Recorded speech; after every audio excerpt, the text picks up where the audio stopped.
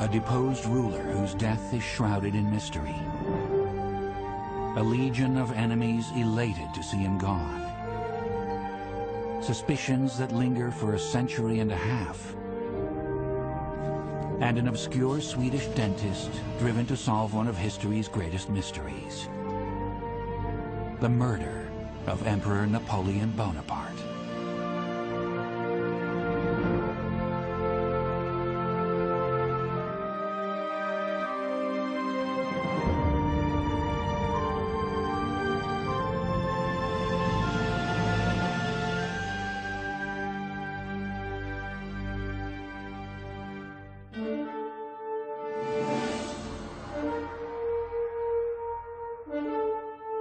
His life shone with a brilliance that the world had never seen before, and will doubtless never see again. Goethe on Napoleon.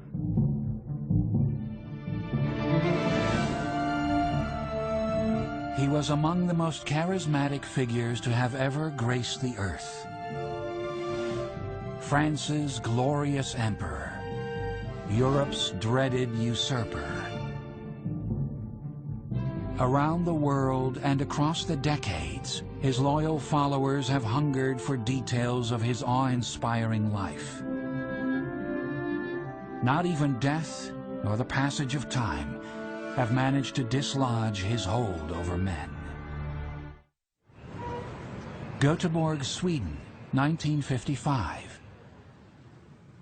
Dentist Sten Forsjorwood was one of the faithful, a man most at home in the bygone world of Napoleon. Night after night, he would adjourn to his private study, there to devour histories of the emperor in 5 different languages. One November evening, he eagerly attacked a newly published eyewitness account of Napoleon's final days. Forsjorwood had always been haunted by his hero's inexplicable illness and premature death at age 51. A rebel spirit, Sten distrusted the conventional wisdom that identified cancer as the cause of death. And he could never forget the note Napoleon had scribbled to his doctor just 6 days before his death. After my death, I want you to open my body, make a precise report on it. I charge you to overlook nothing in this examination. I bequeath to all the ruling families the horror and shame of my last moments. Napoleon understood that he was dying, and Napoleon did not believe for a minute he was dying of natural causes.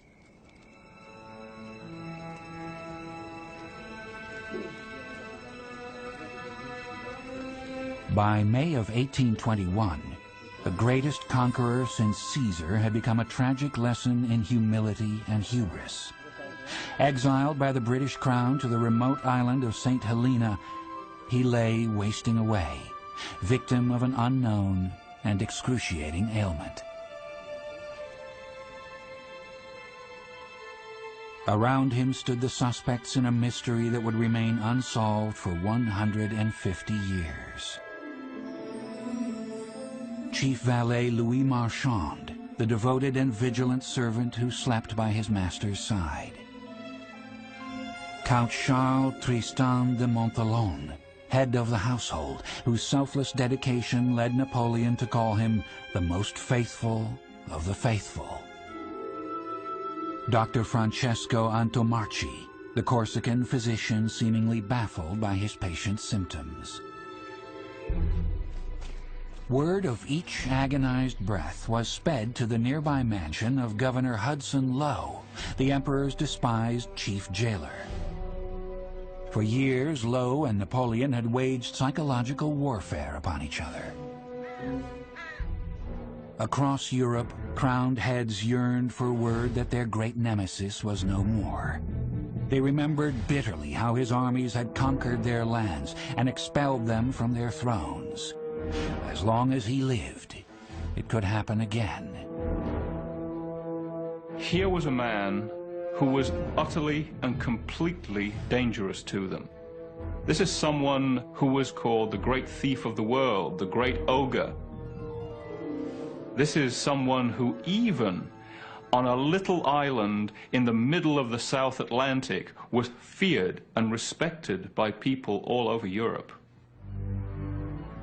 At 5:49 p.m. on May 5th, 1821, the man who had ruled half the world passed into eternity. Josephine.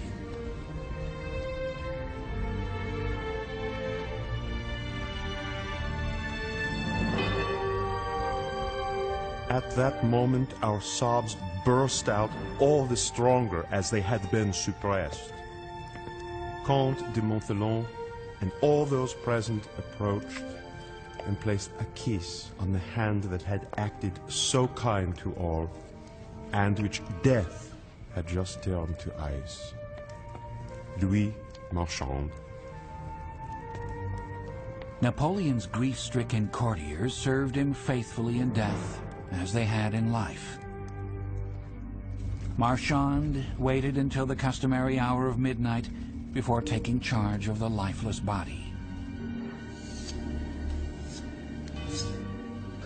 Napoleon was carried to the next room and laid on the same billiard table where he had loved to spread out maps and relive his triumphant campaigns. The imperial head was shaved to prepare for a death mask. Each member of the inner circle received one precious lock of hair, treasured keepsakes they would proudly bequeath to their descendants. Never could they imagine that those same strands of hair would one day illuminate the death of their beloved emperor. The next day saw an autopsy heavy with political implications. Any suggestion of foul play could trigger a revolution in France. Any hint of English complicity would terminate Hudson Lowe's political career. He ordered no less than 6 English doctors to witness the procedure. Yet the autopsy, performed by Dr. Antomarchi, was strangely perfunctory. There is something very suspicious about Dr. Antomarchi. The fact is that even by the standards of his time, the autopsy he performed on Napoleon just wasn't very good. Considering how important this autopsy was, it is remarkable that he didn't do a better job. Was he covering something up? When one of the English doctors said that they noticed a corroded stomach and therefore Napoleon died from a condition leading to cancer, they seized on that and they said it was stomach cancer. But he did not die from stomach cancer because nobody dies from a condition leading to cancer. You die from cancer.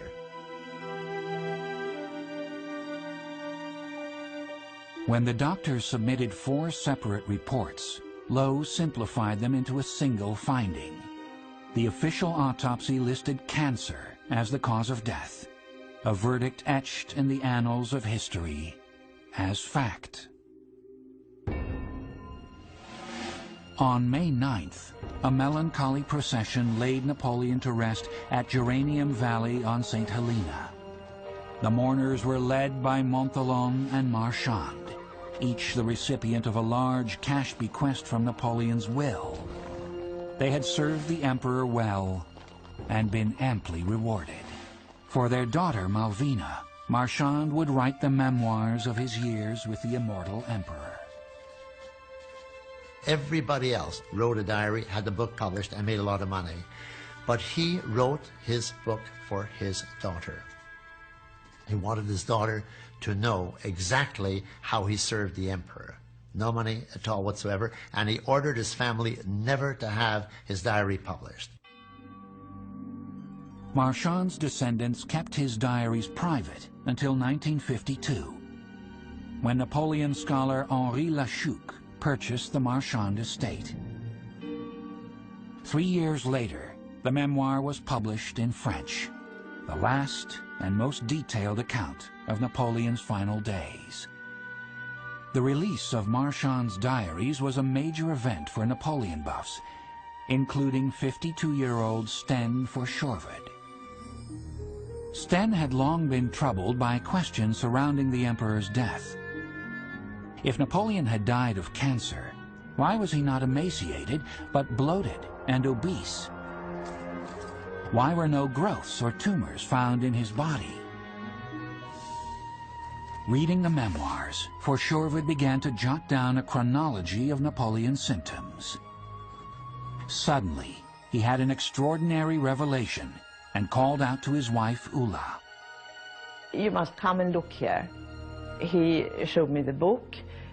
Can you imagine? I found they were poisoning him at St. Helena. What a crime. A Swedish dentist had stumbled onto one of history's greatest secrets. A century and a half after the event, Sten Forsjorvad was determined that not only would he solve the mystery of Napoleon's ignoble end, he would identify his killer.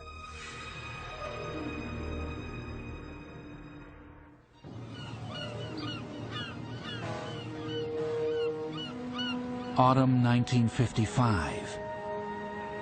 Working alone in his study in Göteborg, Sweden, dentist Sten Forsjorvad had developed a startling theory. The great Emperor Napoleon had not died of stomach cancer as his autopsy reported. He had been murdered, and Sten was determined to prove it. Sten Forsjorvad was a wonderful, non-conforming character. He didn't follow anyone's opinion on anything. So if the history book said that Napoleon died of cancer, Sten wasn't necessarily going to believe it. Forsjorvad saw Napoleon as a fellow iconoclast, a visionary among the blind. Sten Forsjorvad was passionate about Napoleon.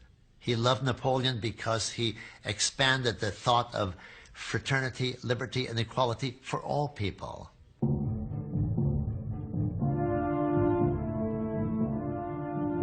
Sten had long been captivated by the enigmatic figure who transfixed the world with his glory and his menace. Napoleon came out of nowhere, out of obscurity, to rise to command not only the greatest army, but to control the greatest country, France, and to create an empire that Europe had not seen since the time of ancient Rome.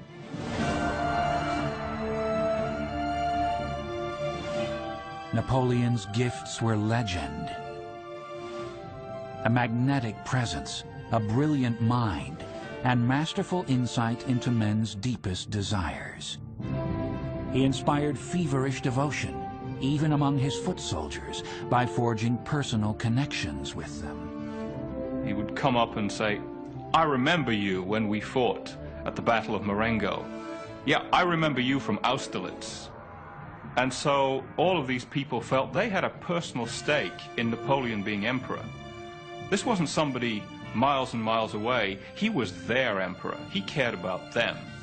And that's why they were willing and happy to die with his name on their lips.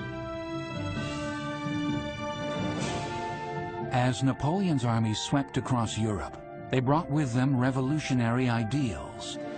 For 1,000 years, hereditary kings had ruled by right of birth. Napoleon's code treated all citizens as equal under the law, a radical notion that threatened the very existence of ruling aristocracies. From Paris to Moscow, Napoleon drew the wrath of extraordinarily powerful and ruthless enemies. During Napoleon's time, the passion of the French Revolution, the threat he posed to the monarchies of Europe, and the fact that the Bourbons wanted their throne back in France all made the environment very ripe for murder, and the main target of this was Napoleon. He would survive 6 direct attempts on his life, and many more aborted plots. Ironically, the great freedom fighter reigned over his growing empire as an absolute dictator. When he was just 27 years old, he summoned the Pope from Rome to officiate over his coronation as emperor. He became obsessed with assuring a lasting dynasty, divorcing his beloved Josephine when she failed to provide him with an heir.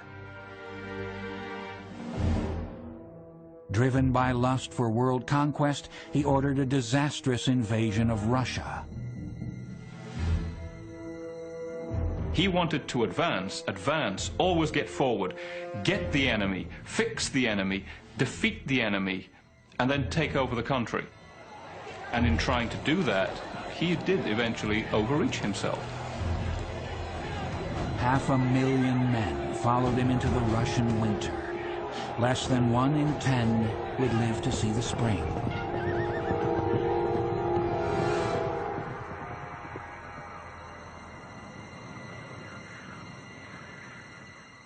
In 1814, now vulnerable to the combined powers of Europe, he abdicated and was deported to the island of Elba.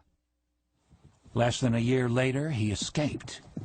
Backed by only 600 of his imperial guard, he confronted thousands of French royalist troops.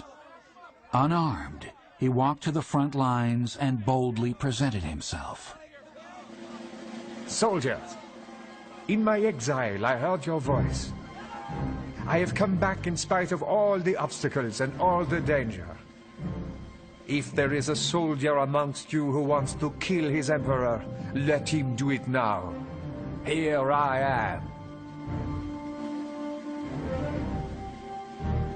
After a frozen moment, cries of "Vive l'Empereur" filled the air. The soldiers threw down their arms, cheering wildly, kneeling to kiss Napoleon's hand.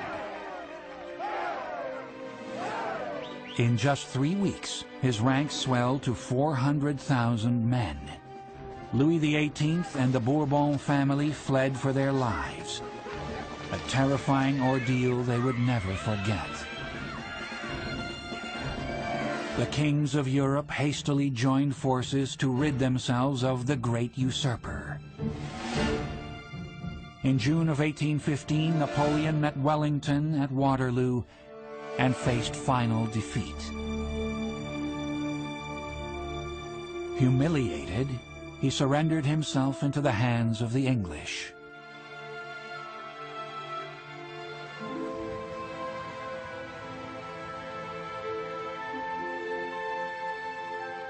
As he awaited word of his fate, he paid a wistful visit to his country estate of Malmaison.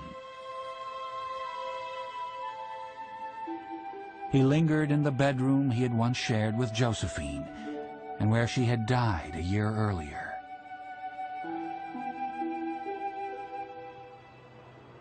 Malmaison was Napoleon and Josephine's private home. This was where they lived as man and wife. This was where Napoleon was more homely than anywhere else on earth. And I think it must have occurred to him that as far as the army was concerned, Josephine was their luck. Josephine was their talisman that he'd thrown away, and that maybe things would have been different if he hadn't.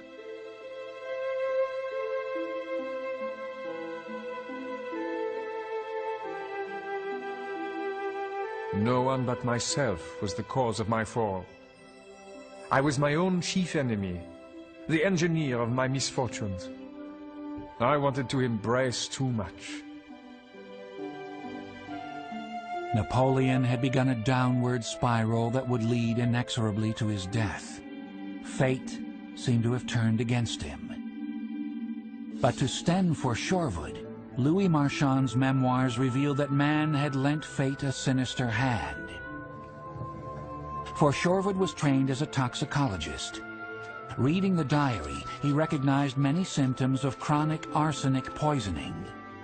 Notorious in France as the inheritance powder, arsenic is colorless, odorless, and easily disguised by food or drink. The doctors at St. Helena were confused because arsenic gives off approximately 30 different symptoms. The only way you can tell that Napoleon was being poisoned with arsenic is to put all the symptoms together, and they match identical to a modern list of symptoms of arsenic intoxication. Napoleon's body could prove Sten's theory. His remains now lay under the golden dome of Les Invalides in Paris. But the French authorities would never permit an exhumation. Sten knew that arsenic traces remain in hair for centuries, and that Napoleon had often dispensed locks of his hair as presents. Yet in 1955, analyzing hair for the poison required an impossibly large sample of 5,000 strands. The task seemed hopeless. But like the emperor he so revered, Sten was not one to refuse a challenge. Sten Verschuffet really did believe that he was fulfilling Napoleon's own wish that someone discover the cause of his death. He had said to Antomarchi, "After my death, open my stomach, find out what killed me." Well, they didn't do it then.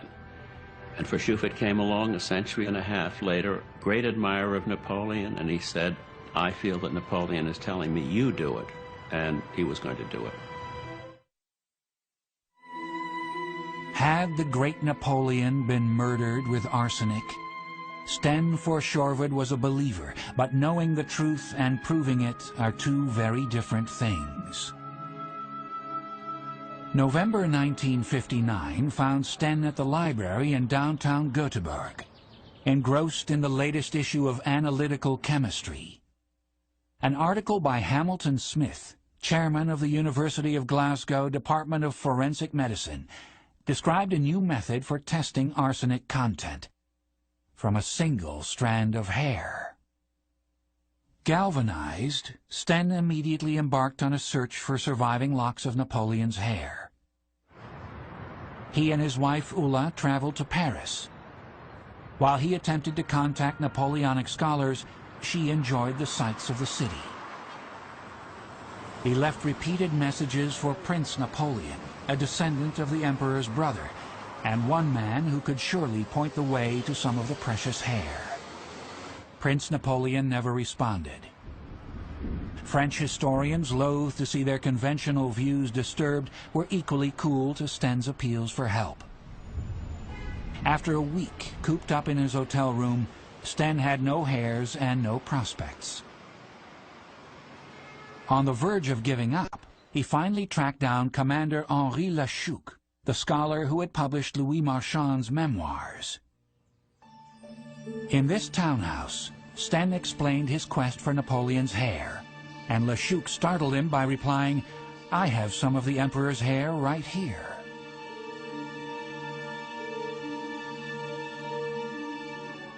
Lachouc solemnly produced Marchand's reliquaire, the box containing his mementos of Saint Helena. Lachouc turned to me and said, "S'il vous plaît, madame." And Sten took a tweezer from his pocket, which he had brought. He has always been an optimist, and he gave it to me. And with the tweezer, I carefully picked a couple of hairs. Oh, we were excited. We were very happy. We were like children. We went away hand by hand. Sten dispatched the single strand to Hamilton Smith in Glasgow, taking care not to reveal the hair's origin. Smith submitted it to neutron radiation bombardment at the Harwell Atomic Research Center outside London, the same laboratory that had developed the A-bomb for England. The sample was then returned to Glasgow, where a special liquid Geiger counter measured arsenic content. After waiting 19 days, Sten finally received a letter from Smith with the results. The hair contained 13 times the amount of arsenic normally found in human hair. Sten calmly presented his new evidence to French scholars. They denounced his theory as outrageous and scorned him as an amateur in over his head. Then that moment the French blockade started. Everybody refused to cooperate with him. Nobody would give him any additional hairs, and nobody would do anything to facilitate his investigation. Sten reasoned that the proud and nationalistic French were reaching the same conclusion his own research indicated. If Napoleon had indeed been systematically poisoned during his years in exile, only someone with regular, intimate access to the emperor could have accomplished the deed. Perhaps even a fellow Frenchman. To prove the truth, Sten needed more evidence. He needed more hairs. Turning to Marchand's diaries, he combed the past for its hidden clues.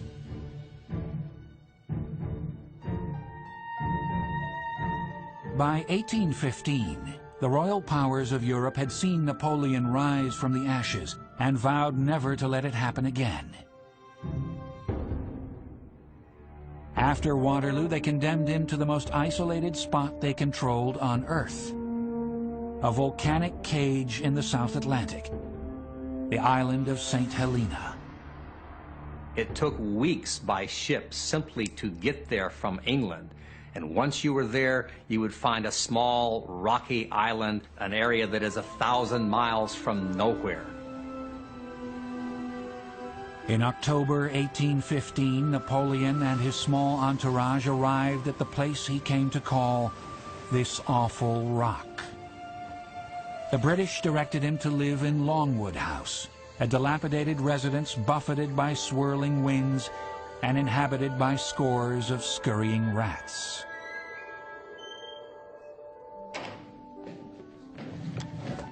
His retinue consisted primarily of those with nowhere else to go, a motley bunch who professed absolute loyalty to their chief. As always, valet Louis Marchand stood faithfully by his side.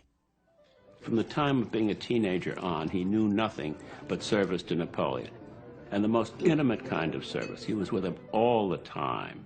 He was his watchdog as well as his valet. He slept outside his room. He was always in attendance on him.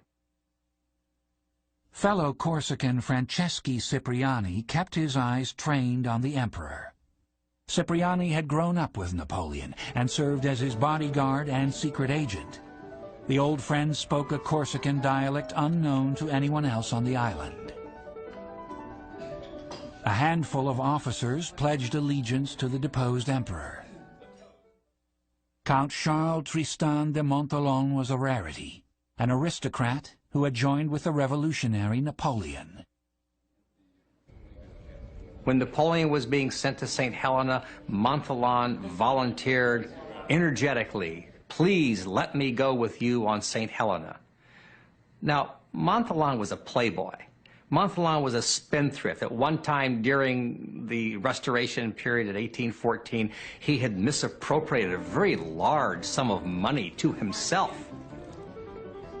With Montholon came his wife, Albine Montholon, a coquettish divorcee whose amorous adventures were periodically curtailed by her habit of easily becoming pregnant. Albine Montholon, the wife of Count Montholon, had a reputation of being a loose woman, a harlot, a whore. A lot of this came from the fact that her previous two marriages had ended because of adultery. This undistinguished band formed a royal court in exile. Possessing no real power, they occupied themselves with petty squabbles and palace intrigue. Count Montholon won the dubious honor of supervising the imperial household at Longwood House. Longwood House was a damp, rat-infested, unpleasant place to live, and it symbolized just how far Napoleon had fallen from the gorgeous palaces that he once lived in. Arsenic was shipped in to eliminate the rats, but thanks to fears of their smelly corpses, the deadly powder was never used on the rodents. Yet, if Sten's theory proved true, someone on St. Helena was planning to use that same poison on Napoleon himself. Sten decided he had to go public. When he and his colleagues took the risky step of publishing preliminary findings, the scientific community argued that the arsenic in Napoleon's hair must have come from an accidental environmental source, perhaps his wallpaper, or the ground in which he had been buried. Sten was angry, and most of all he thought, oh, people are so stupid. They couldn't believe, he couldn't understand what he understood. Despite the negative response, Sten's articles served their purpose. They attracted the attention of others around the world with Napoleon hairs in their possession. Dame Mabel Brooks, a descendant of Napoleon's neighbor on St. Helena, read of Sten's work in Australia. She searched her dusty attic and uncovered the first of many hairs that would make the journey to Glasgow for testing. Working from his home in Gothenburg, Sten eventually tracked down dozens more authenticated hairs, collecting them from New York, from Paris, from Moscow. The arsenic levels reached up to 51.2 parts per million, 100 times the normal amount. The hairs showed peaks and valleys, confirming that the poisoning must have been deliberate. And all the hairs contained the identical genetic marker, proving that they had come from a single individual. As for Shorewood neared the end of his quest to prove arsenic poisoning, he turned his attention to exposing the murderer. Sten's suspicion fell first on Governor Hudson Lowe, the man Napoleon loved to hate. Napoleon did not want to admit that he was a prisoner. When Lowe insisted that Napoleon had to show himself twice a day, Napoleon locked himself in Longwood House and threatened to shoot the first man that came through the door. Lowe retaliated by making life miserable for the fallen ruler. He enforced humiliating restrictions, withholding all mail addressed to the title Emperor. Me when I'm talking to you. Napoleon struck back with petty rebellions of his own, all of them certain to enrage the governor. Where are you going?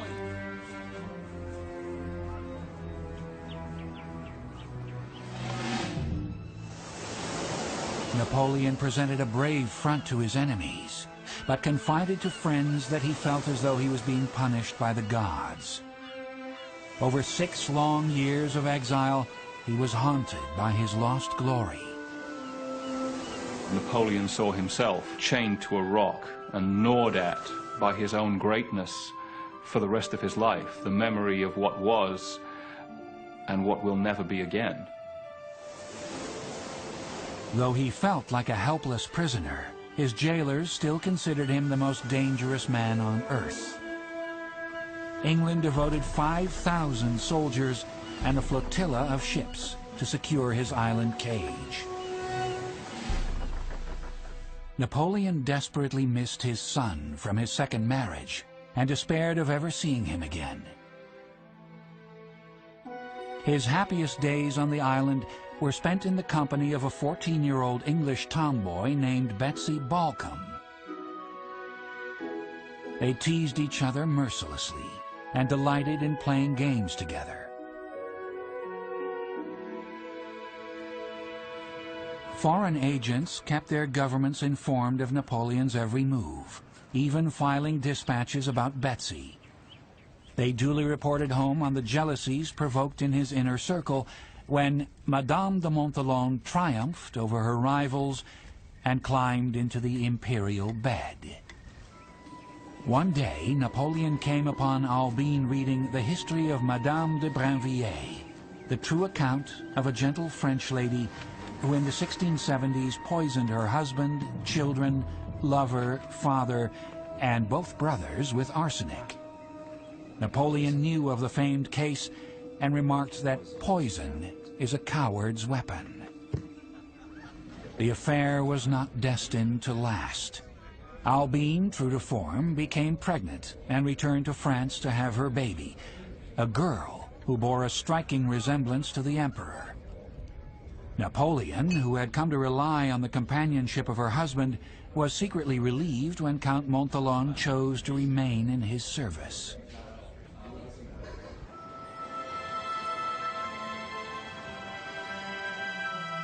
Each year brought painful farewells and increasing isolation.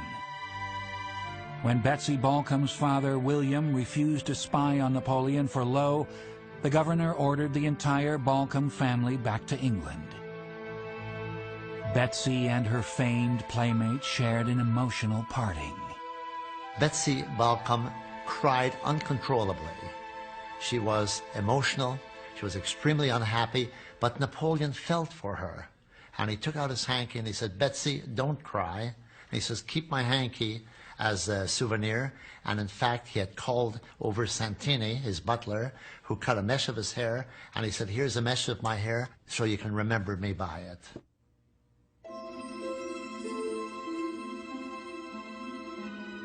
Betsy Balcom's hair sample eventually found its way into the eager hands of Sten for Shorewood.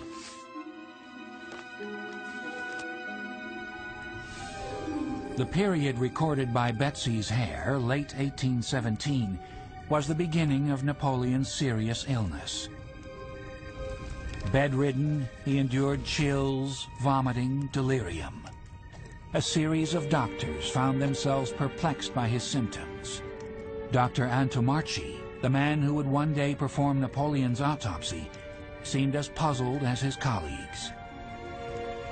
The idea of giving him arsenic was to break down his health, to make him look like he's deteriorating on a regular basis. So when he got ill and he would die, there would not be a revolution in France. At times, Napoleon improved, only to fall ill again. His boyhood friend and bodyguard, Franceschi Cipriani, kept an ever-vigilant watch over him. Officially a servant, Cipriani was actually the Emperor's most trusted confidant, and his last link to a vanishing past.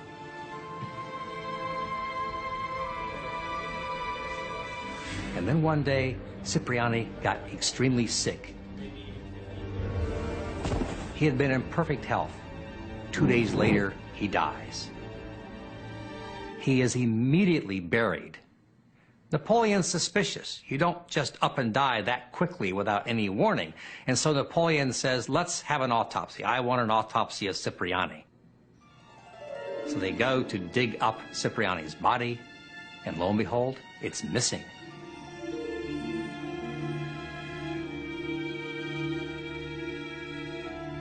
With Cipriani gone, Napoleon has lost the one person he could truly trust, a fellow Corsican who was in charge of the food and drink, among other things. Now, Cipriani is not there to protect Napoleon. Napoleon laid Cipriani's death and disappearance squarely at the door of Hudson Lowe. And he had no doubt that Lowe, acting for his British masters, was slowly poisoning him. His hatred for the British meant that he used everything, including his illness, as a weapon against them. He wouldn't see British doctors because he said, "Oh, they're trying to poison me." And this, I think, blinded him to the fact that there was a plot going on, and it was far closer to home.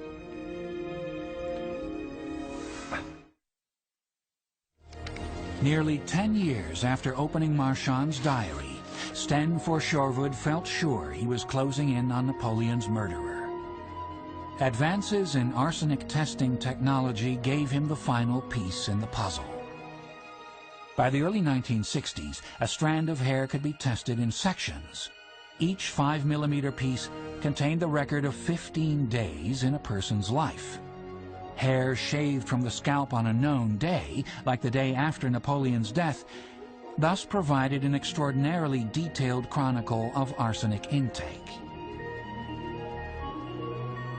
By Sten's calculations, between September 1820 and April 1821, Napoleon had been poisoned 40 separate times.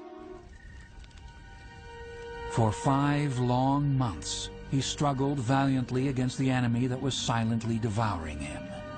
Confused and delirious, he hurled his will into the fire and spent the next nights feverishly scribbling a new one. Throughout the ordeal, Marchand and Montholon attended him round the clock. They were, said a grateful Napoleon, like sons to him. Sten's meticulous research had narrowed down his suspects to a precious few. Governor Hudson Lowe, had controlled the island and was eager for Napoleon to die as soon as possible. Count de Montholon had given up his playboy lifestyle to join the emperor in a long exile. Dr. Antomarchi had reported to Lowe and then botched the autopsy. And valet Louis Marchand had given his life in service without ever asking any reward. After years of searching, Sten believed he had finally uncovered the killer. The man with enough access to his victim to inflict 40 separate doses of poison. The man who supervised the imperial household and held the keys to Napoleon's private wine stock. The man who received over 2 million francs from Napoleon's will. And the man who may have harbored a uniquely personal motive for revenge. Count Charles Tristan de Montholon.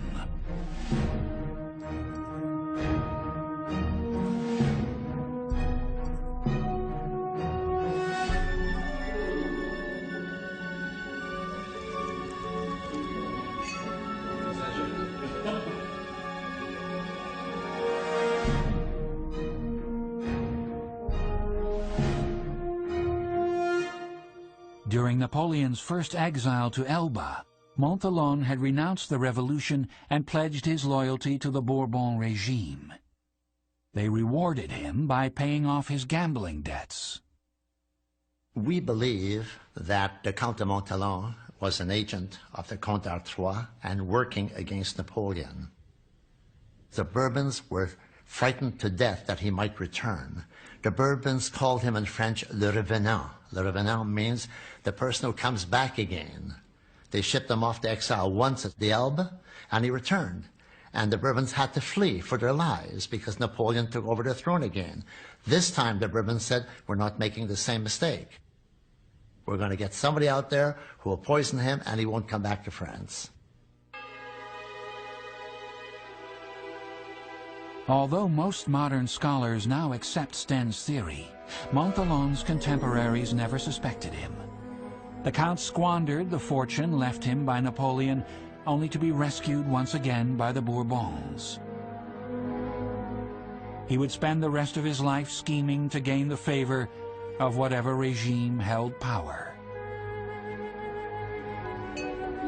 Had the mighty emperor perished at the hands of his closest chosen companion after a lifetime of escaping death from his sworn enemies? Brilliant at manipulating the passions of others, was he ultimately felled by flattery and clever deception?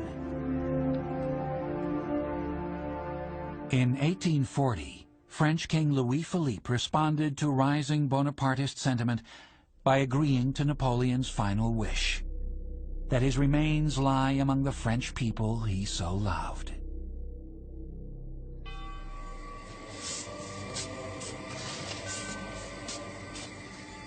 "19 years after his death, Napoleon's body was exhumed from St. Helena for reburial in Paris.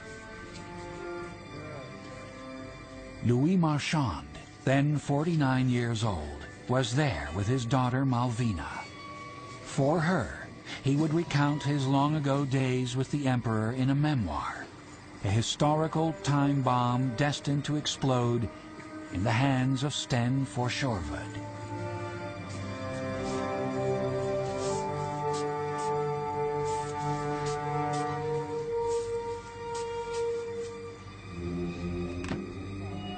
They finally opened the casket.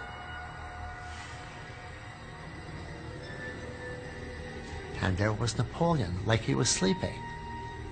No deterioration of his body whatsoever. They actually touched the skin on his face, and it was still soft. And he looked at peace. People thought it was some kind of a miracle, but it wasn't a miracle, because where arsenic can kill, arsenic can also preserve tissue. France's greatest national hero lies in splendor today, beneath the majestic dome of Les Invalides. 178 years after his death, an exhumation would likely still reveal the perfectly preserved body of the man who once ruled half the globe. He had gained the world, but lost his own soul. Napoleon had had tremendous power, and now he had none. He had had the loyalty of millions of people, and now he was surrounded by people he couldn't trust. He had given up the love that he had for Josephine to seek power, and now at the end of his life, he didn't even have that. He was left with nothing.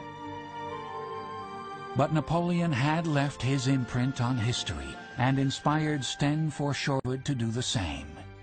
The stubborn dentist from Göteborg had fulfilled the emperor's dying wish and avenged history's unjust verdict. He was a scientist, and he wanted to reveal the truth. He did it, and he worked very hard for it, and I'm still very proud of him. We should endeavor to do something so that we may say that we have not lived in vain, that we may leave some imprints on the sands of time.